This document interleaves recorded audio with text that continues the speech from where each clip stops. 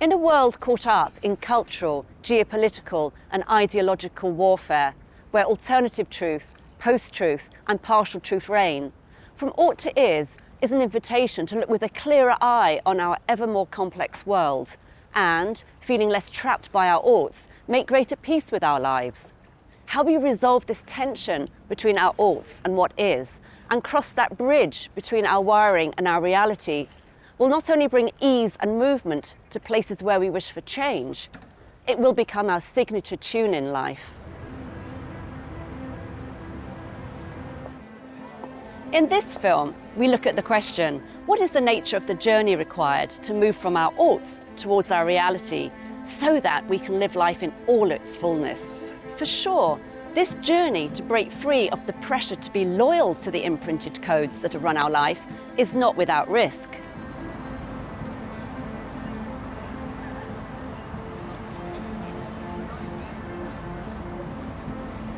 It's a big journey in a way. Like, how do we begin to train ourselves to experience reality as it is? First, it starts with ourselves.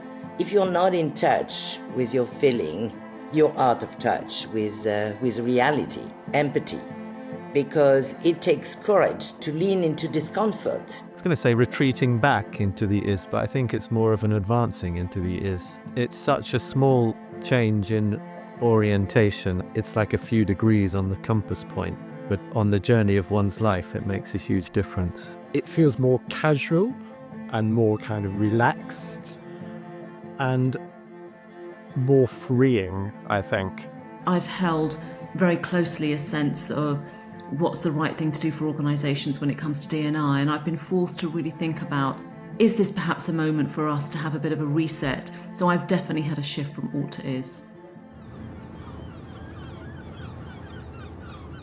If we wish for change and the breaking of patterns, be that at the personal or collective level, we need to find the awareness, agency, freedom and courage to loosen our attachments to our oughts, removing the limits on what we are and are not allowed to see and believe to be true, so that movement to a new place becomes possible.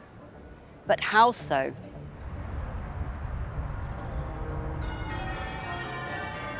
I'm here today with Emma Coatsworth, Global Change Lead at Shell, who is also a member of the Still Moving Change Practitioner community.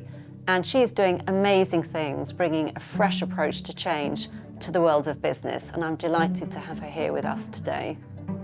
If I'm honest, I think I'm still on that journey from ought to is.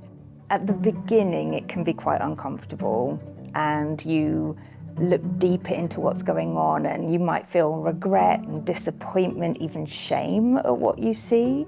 But then I find there's a tipping point when you've accepted and adjusted to that, and you can really move to the future with more optimism. You can know that you're tackling the deep systemic issues and start to feel hope that there's a better way forward. The book gave me a revelation about myself as well, which was how much time I had been spending in what ought to be rather than what is. And that was a bit of a punch to the gut for me as well, which I had to accept and decide to shift away from. And so the journey from ought to is no walk in the park. It requires us to, with love and deep respect, break loyalties to what has come before, which can feel an existential threat. It requires us to bear the emotions that arise from full awareness. So much easier, seemingly, to stay in the comfort and security of ought-led partial truth. Moving from ought to is far from being a cognitive exercise. We feel this work in our bodies. And deep down, we might need to give up on our ideals and dreams of how we believed life ought to be. But what a prize we find when we cross that bridge between sticking with our wiring and acknowledging and welcoming what is, and find the ease, freedom, creativity and choice that comes with truth.